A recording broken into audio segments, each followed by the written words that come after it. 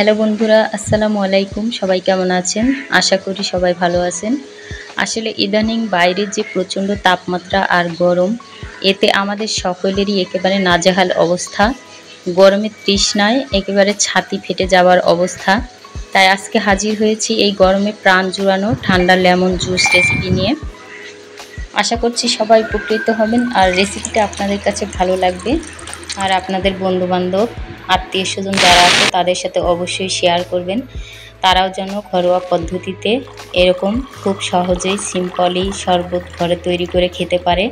এই ভয়াবহ পরিস্থিতি থেকে তারাও যেন রক্ষা পেতে পারে। তো সেজন্য তাদের সাথে শেয়ার করবেন।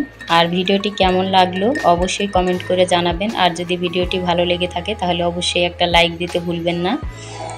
আর যদি আমার চ্যানেলটি সাবস্ক্রাইব না করে থাকেন তাহলে অবশ্যই সাবস্ক্রাইব করার অনুরোধ রইল। তো আজকের মতো এখানেই বিদায় নিচ্ছি। সবাই ভালো থাকবেন, সুস্থ থাকবেন। নিজের শরীর এবং স্বাস্থ্যের প্রতি খুব বেশি খেয়াল রাখবেন এই ভয়াবহ পরিস্থিতির মধ্যে। আল্লাহ হাফেজ।